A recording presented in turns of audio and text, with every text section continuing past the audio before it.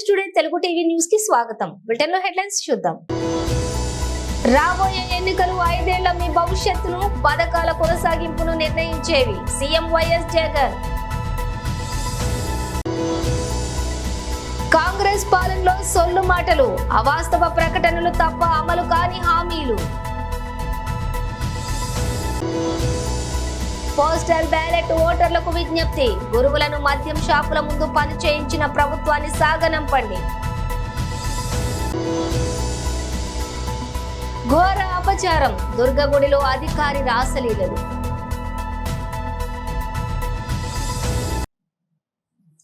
Details చూస్తే, రాబోయే ఎన్నికలు 5 ఏళ్లు మీ భవిష్యత్తును, పథకాల కొనసాగింపును నిర్ణయించేవి. మళ్లీ చంద్రబాబుకు ఓటేస్తే పథకాలు ముగింపే. వాలంటీర్ల సేవలు, ఇతర సంక్షేమ పథకాలు కొనసాగాలంటే 2 బటన్లను ఫ్యాన్ గుర్తుకే నొక్కాలి. అమరుడైన మహానేత యదన ఆశయ సాధకుడై వస్తున్నాడదిగో, చొరవక వస్తున్నాడదిగో, వస్తున్నాడదిగో, తెరవక వస్తున్నాడదిగో. జననేత జగనన్నా, మననేత ఇతడన్నా.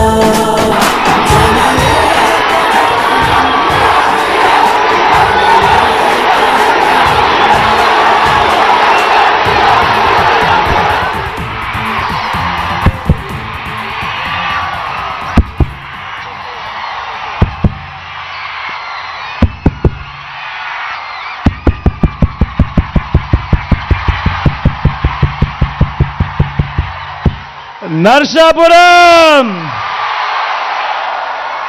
సిద్ధమా?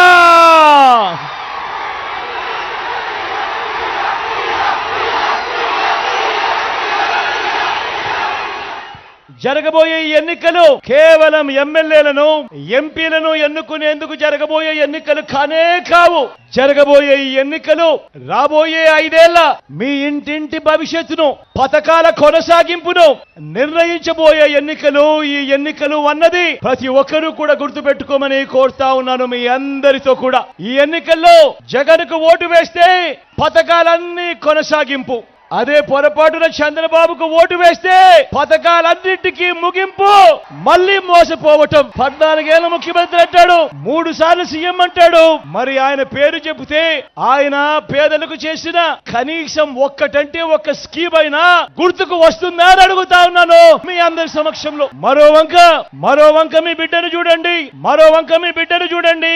మీ జగన్ స్కీములను, మీ బిడ్డ స్కీములను, మీ వైఎస్ఆర్సీపీ స్కీములను చంద్రబాబు 14 ఏళ్ల పాలనలో ఏనాడైనా కూడా ఇలాంటి స్కీములు ఇచ్చాడా అన్నది ప్రతి ఒక్కరూ ఆలోచన చేయమని కోరుతా ఉన్నా. గతంలో మనం ఎప్పుడూ జరగనట్టుగా, గతంలో ఎప్పుడూ చూడనట్టుగా మీ బిడ్డ పాలనలో ఈ 59 నెలల కాలంలోనే అవ్వా తాతలకు ఇంటికే 3,000 రూపాయల పెన్షన్. నేను అడుగుతా ఉన్నాను, గతంలో ఎప్పుడైనా కూడా ఈ మాదిరిగా అవ్వా తాతలకు ఇంటికే 3,000 వచ్చిన పరిస్థితి ఏ రోజైనా గతంలో జరిగిందా అని అడుగుతా ఉన్నాను మీ అందరి సమక్షంలో. నేను చెప్పే ప్రతి అంశము గతంలో ఎప్పుడూ జరగలేదు. కేవలం ఈ 59 నెలల్లో మాత్రమే జరిగిన అంశాలను, గతంలో ఎప్పుడూ చూడని పాలనను మీ కళ్ళ ఎదుటే చూపిస్తూ, మీకు కళ్ళ ఎదుటే చేసి చూపించి ఈ రోజు అడుగుతా ఉన్నా. మొట్టమొదటిసారిగా గతంలో ఎప్పుడూ జరగని విధంగా రైతన్నలకు పెట్టుబడికి సహాయంగా ఆ రైతన్నను చెయ్యి పట్టుకొని నడిపిస్తూ ఆ రైతన్నకు ఓ రైతు భరోసా. మొట్టమొదటిసారిగా రైతన్నలకు ఈ క్రాపు ఉచిత పంటల బీమా. మొట్టమొదటిసారిగా రైతన్నలకు పగటిపూటే 9 గంటల పాటు నాణ్యమైన ఉచిత విద్యుత్. మొట్టమొదటిసారిగా పంట నష్టం జరిగితే సీజన్ ముగిసేలోగానే ఇన్పుట్ సబ్సిడీ ఇస్తా ఉన్న పరిస్థితులు జరిగాయి ఎప్పుడు అనంటే అది కేవలం మీ బిడ్డ ప్రభుత్వంలోనే, ఈ 59 నెలల్లోనే కాదా అని అడుగుతా ఉన్నా. రైతన్నను చెయ్యి పట్టుకుని నడిపిస్తూ గ్రామంలోనే ఓ ఆర్బీకే వ్యవస్థ తీసుకొచ్చి విత్తనం నుంచి పంట కొనుగోలు దాకా రైతన్నను ప్రతి అడుగులోనూ కూడా తోడుగా అండగా నిలిచిన ప్రభుత్వం ఏదైనా ఉంటే అది మీ బిడ్డ ప్రభుత్వం కాదా అని అడుగుతా ఉన్నాను మీ అందరి సమక్షంలో. ఎంఎస్ఎంఈలకు గతంలో ఎప్పుడూ ఇవ్వనంతగా ప్రోత్సాహం ఇస్తా ఉన్న రోజులు కూడా ఎప్పుడైనా జరిగాయి అని అంటే అవి కేవలం ఈ 59 నెలల కాలంలోనే మీ బిడ్డ పాలనలోనే కాదా అని అడుగుతా ఉన్నాను మీ అందరినీ. ఈరోజు వివిధ పథకాల ద్వారా 130 సార్లు మీ బిడ్డ బటన్ను నొక్కి నా అక్క చెల్లెమ్మల ముఖాలలో సంతోషాన్ని చూసేందుకు, నా అక్క చెల్లెమ్మల కుటుంబాలకు మంచి చేసేందుకు ఏకంగా 2,70,000 కోట్ల రూపాయలు ఎక్కడ లంచం లేకుండా, ఎక్కడ వివక్ష లేకుండా, ఎవరి చుట్టూ తిరగాల్సిన అవసరం లేకుండా నేరుగా మీ బిడ్డ బటన్ నొక్కుతున్నాడు. నేరుగా నా అక్క చెల్లెమ్మల కుటుంబాల ఖాతాల్లోకి నేరుగా వెళతా ఉంది. మరి 14 ఏళ్ళు 6 గ్యారంటీ హామీలు ఇచ్చి తెలంగాణ ప్రజలకు రేవంత్ రెడ్డి గాడిద గుడ్డిస్తుండు. కాంగ్రెస్ పాలనలో సొల్లు మాటలు, అవాస్తవ ప్రకటనలు తప్ప అమలు కాని హామీలు. శ్రీ కిషన్ రెడ్డి, గంగాపురం, కేంద్ర మంత్రి, బీజేపీ రాష్ట్ర అధ్యక్షులు.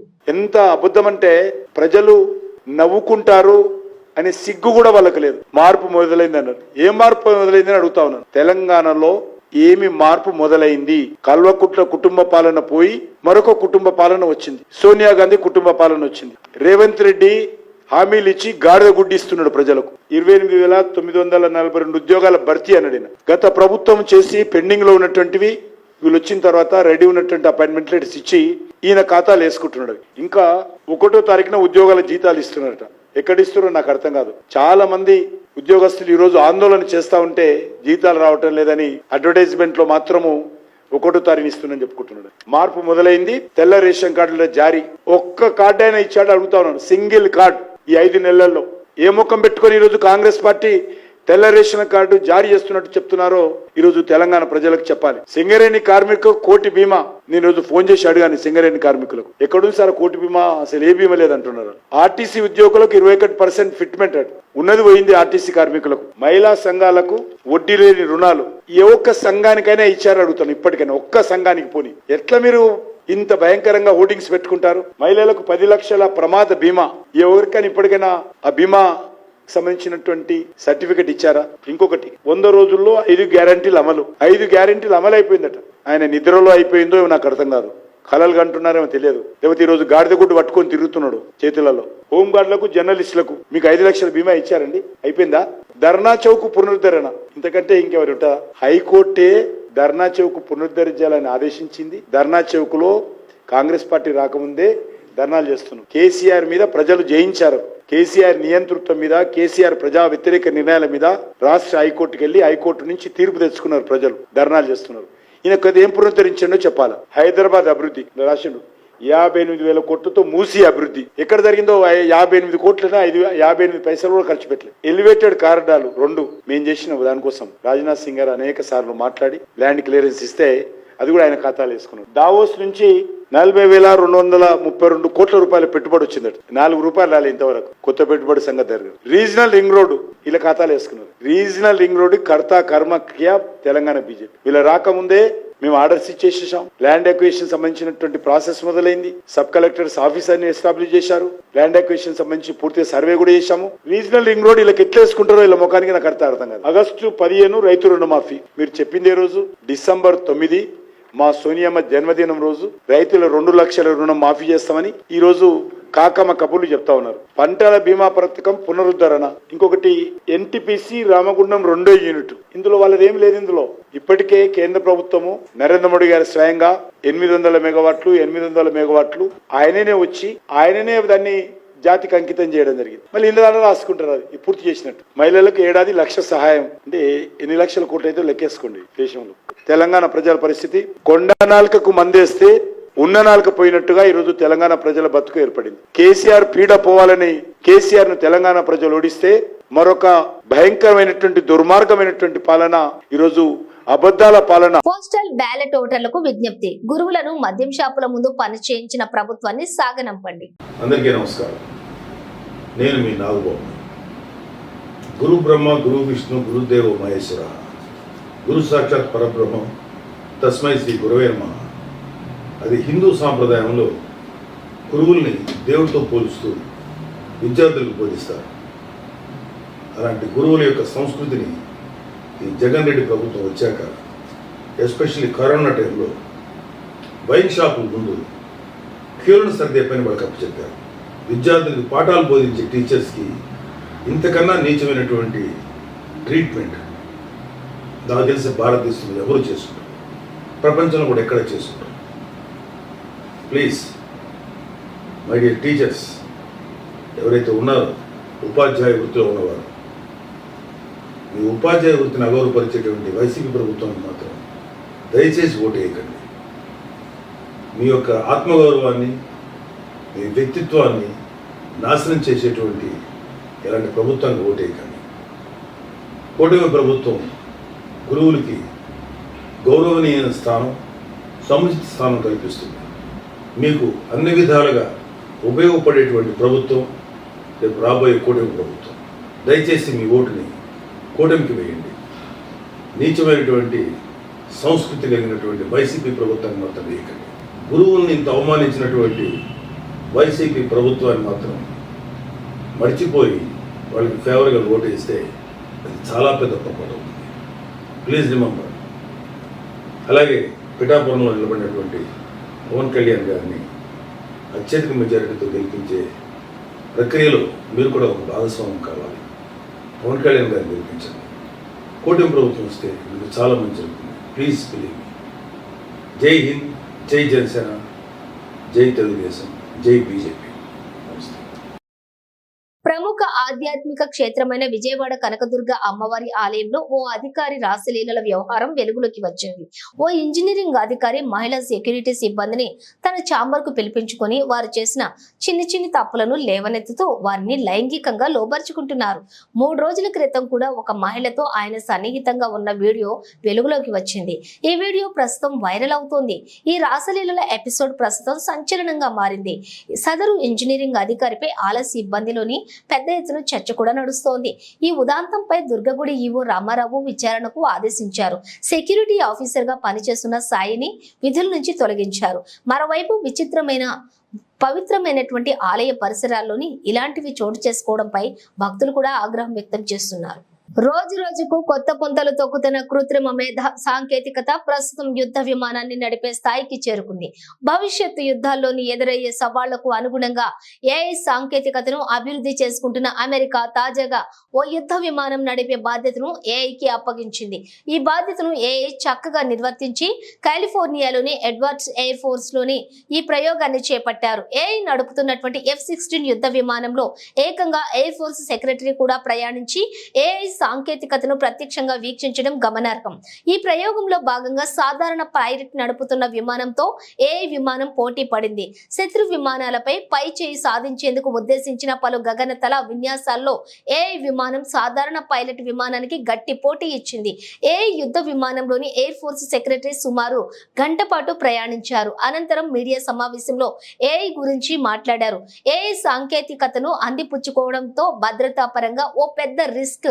అయితే ప్రస్తుత పరిస్థితుల్లోని ఏఐ సాంకేతికత ఉండాల్సిందే అని ఆయన వ్యాఖ్యానించారు. ఆయుధాల ప్రయోగానికి కూడా సంబంధించి నిర్ణయాలు తీసుకునే శక్తి ఈ యొక్క సాంకేతికతకు ఉందని తాను నమ్ముతున్నట్లుగా తెలిపారు.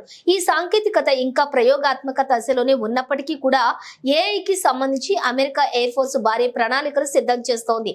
మొత్తం 1000 మానవరహిత ఏఐ ఆధారిత యుద్ధ విమానాల ఫ్లీట్ ఏర్పాటు చేసే లక్ష్యంగా అమెరికా ముందడుగు వేస్తోంది. యుద్ధ విమానాల అభివృద్ధిలో కీలక మైలురాయిగా పేర్కొనే సైల్డ్ టెక్నాలజీ తోటి శత్రు దేశాల రాడార్లకు కూడా చిక్కకుండా చేసే సాంకేతికత ఏఐకి ఉంది అని నిపుణులు చెబుతూ ఉన్నారు. రానున్న సార్వత్రిక ఎన్నికల నేపథ్యంలో ప్రశాంతమైన వాతావరణంలో ఎన్నికల నిర్వహణ కొరకు ప్రజలకు మేమున్నాము అనే భరోసా ఇచ్చేందుకు అల్లూరి సీతారామరాజు జిల్లా superintendent of police Tuhin Sinha IPS వారి ఆదేశాల మేరకు Rampachodavaram additional SP Jagadish Adahalli IPS వారి పర్యవేక్షణలోని రంపచోడవరం పోలీస్ స్టేషన్ పరిధిలోని సివిల్ సిఆర్పీఎఫ్ బలగాలు ఫ్లాగ్ మార్చ్లను నిర్వహించారు జరిగింది. ఈ సందర్భంగా Rampachodavaram circle inspector Vasa Venkateswararao, sub inspector ప్రజలకు రాజ్యాంగం ద్వారా సంక్రమించినటువంటి ఓటు హక్కును వినియోగించుకున్నటకు నిర్భయంగా భయపక్షపాతాలు లేకుండా ఉండేందుకు పోలీస్ వారు ఎప్పుడూ ప్రజలకు అండగా ఉంటారని, ప్రజలు ఎటువంటి అపోహలకు గురి కావద్దని, ప్రతి ఒక్కరికి రక్షణ కల్పించాల్సిన బాధ్యత పోలీస్ వారిదేనని తెలియజేస్తూ నిర్భయంగా ప్రజలందరూ వారి ఓటు హక్కును వినియోగించుకోవాలని స్థానిక ప్రజలకు అవగాహన కల్పించారు.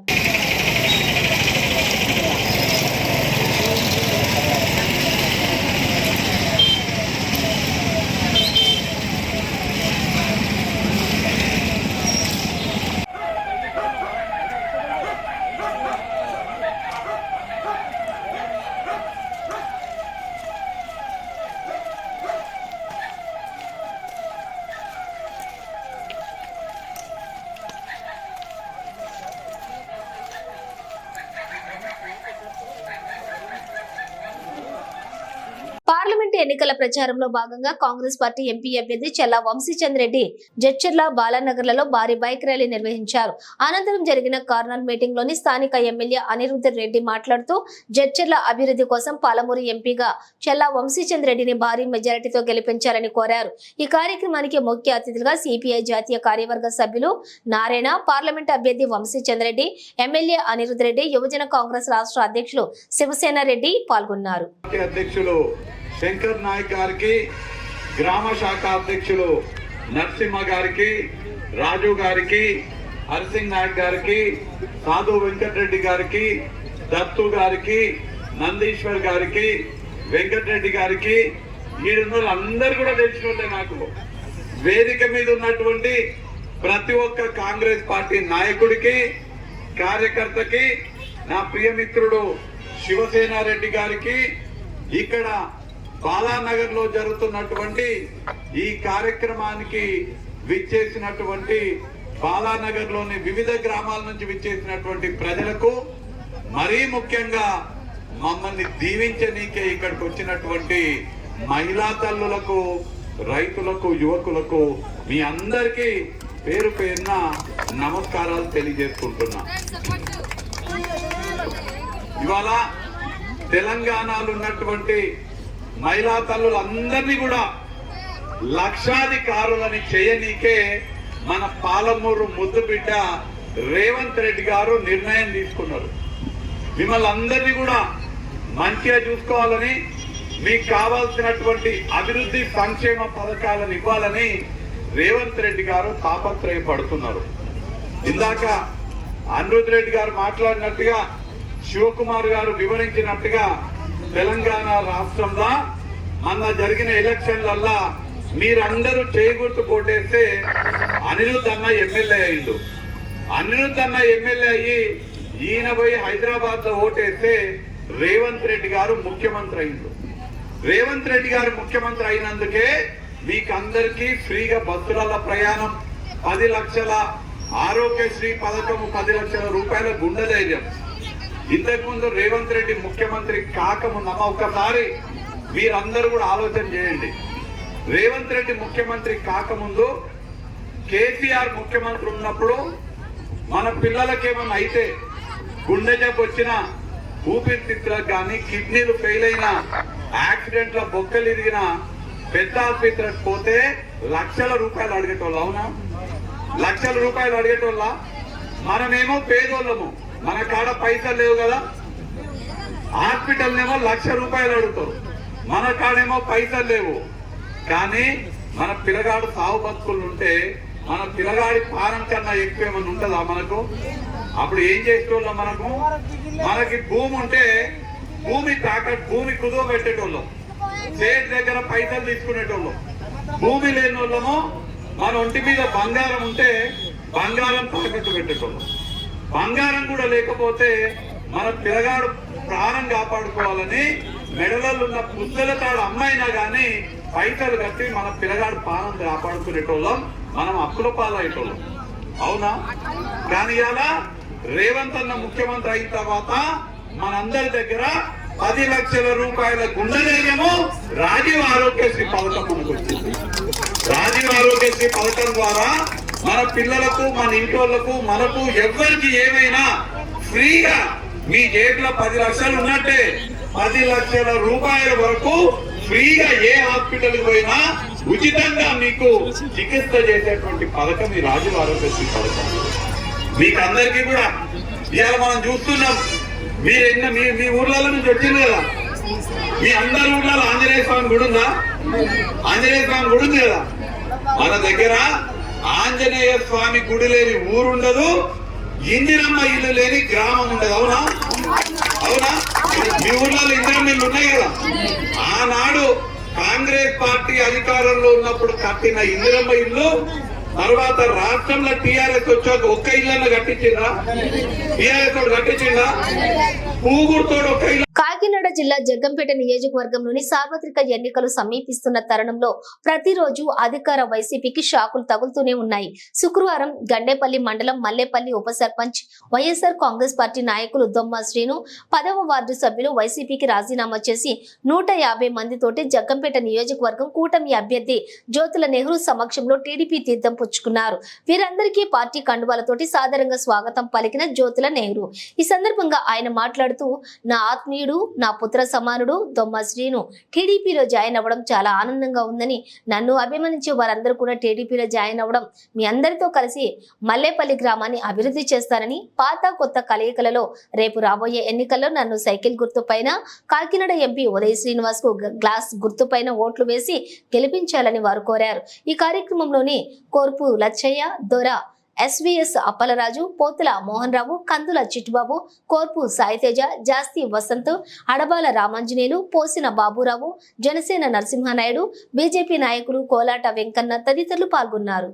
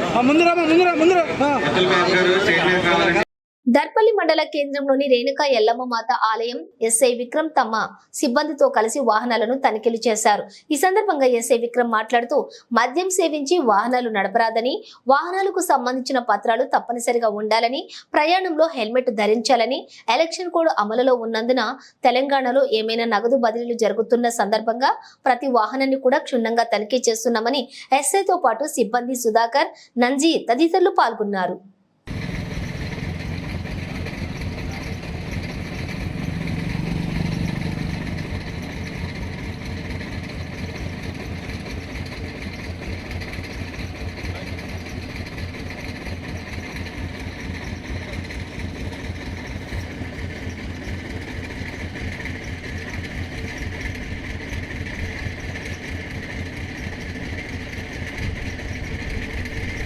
బులెటిన్ ముగించే ముందు హెడ్లైన్స్ మరోసారి. రాబోయే ఎన్నికలు 5 ఏళ్ల మీ భవిష్యత్తును, పథకాల కొనసాగింపును నిర్ణయించేవి, సీఎం వైఎస్ జగన్. కాంగ్రెస్ పాలనలో సొల్లు మాటలు, అవాస్తవ ప్రకటనలు తప్ప అమలు కాని హామీలు. పోస్టల్ బ్యాలెట్ ఓటర్లకు విజ్ఞప్తి, గురువులను మద్యం షాపుల ముందు పని చేయించిన ప్రభుత్వాన్ని సాగనంపండి. ఘోర అపచారం, దుర్గగుడిలో అధికారి రాసలీలలు. ఇవి బులెటిన్ విశేషాలు. మరో బులెటిన్ తో మళ్ళీ కలుద్దాం.